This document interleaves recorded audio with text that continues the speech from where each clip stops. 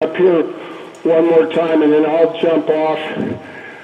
We'll take about a 2-minute bathroom and coffee break, and then we're going to have you guys get your horses on a rope halter and a 22-foot line and a carrot stick if you have one. If you don't, yell for anything and we'll hopefully be able to borrow or beg, borrow, or steal. So what have we been working on here?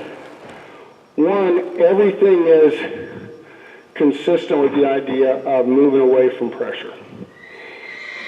If I walk up to a dead broke, well, supposedly finished thoroughbred who's jumping, and someone wants me to come do something with it, I'll oftentimes just hold my thumb into its rib or take the back end of my carrot stick and just see if that horse moves away from pressure.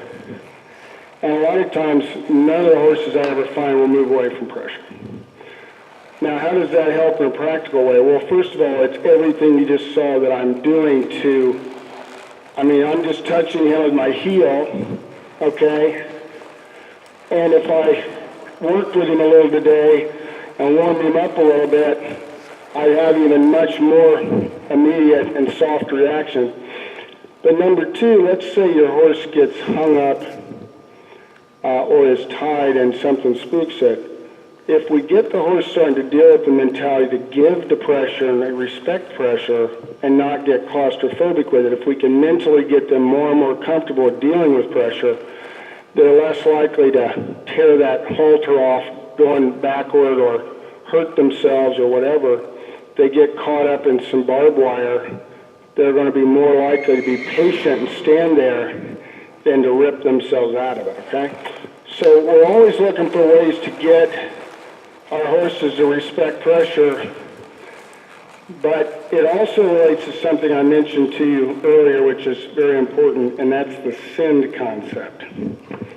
So when Red came, he had the opposite, right? So whenever he felt pressure from his trainer, he froze up and got kind of catatonic, and to be honest with you, he hadn't been convinced yet that the guy upstairs was the boss.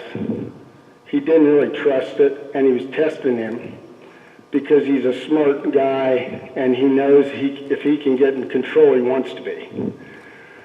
So I want to take just a minute to define a couple terms, and then I'll show you a few more things we're trying to do on the ground. You've already seen me say that on the ground we're going to get this, and this nice lateral flexion will lead to and be consistent with vertical flexion, which is that face being pretty straight up and down, or when we want to collect them and get them kind of in a better carriage mentality, we might put a little leg on them and lift their pull a little bit and bring that nose in a little bit. That vertical flexion is pretty hard to get anytime, but it's a lot easier and it's a lot more consistent when we have lateral flexion, okay?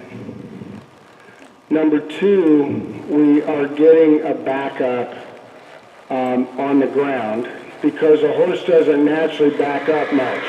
It's not a real natural thing out in the herd to be backing up, is it? You're going to go forward to escape or to get to the water trough or whatever.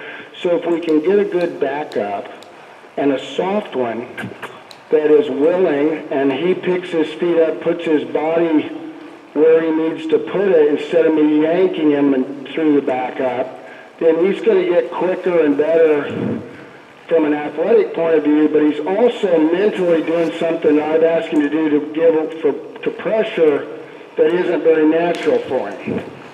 So we're trying to get that backup established on the ground, okay?